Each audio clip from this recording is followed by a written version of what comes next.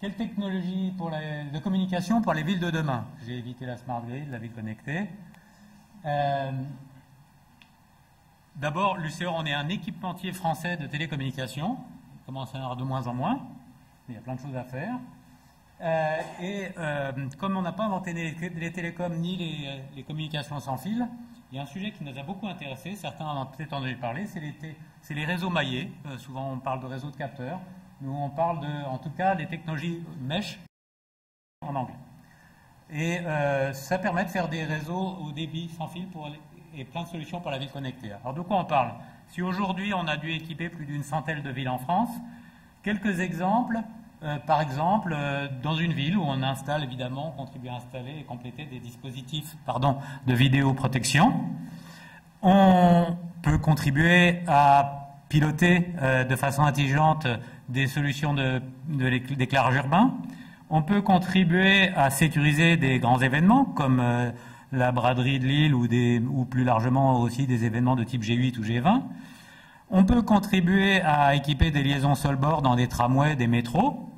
On peut contribuer à établir un site, une infrastructure de ville connectée pour que les différents services de la ville puissent être exploitables. Toutes ces applications dont on entend parler autour de la ville connectée, rien que nous, on en voit tous les jours plein d'exemples autour justement de l'interconnexion des bâtiments, de la vidéoprotection urbaine, des transports publics, des déploiements temporaires événementiels et également du pilotage des sources d'énergie ou de l'éclairage. Alors, dans quel contexte arrive-t-on? Nous sommes un équipementier, donc on amène des solutions technologiques pour y arriver et pour rendre cette fameuse ville connectée. Eh bien, tout le monde connaît les solutions de type 3G, 4G qui se développent et fort bien, avec sa très grande couverture, avec malgré tout aussi ses limitations en termes de performance et de garantie de service. Nous arrivons, à ce moment où quelqu'un a besoin de garantie de service, a besoin de haute performance, a besoin de mobilité, a besoin de rapidité de déploiement. C'est à ça qu'on contribue. Et effectivement, en allant un petit peu plus loin, on est également complémentaire de technologies que vous connaissez tous, comme les déploiements de réseaux filaires par la fibre, qui amènent de la très haute performance, mais effectivement souffrent de manque de flexibilité et de mobilité, bien entendu. Et puis c'est long et cher.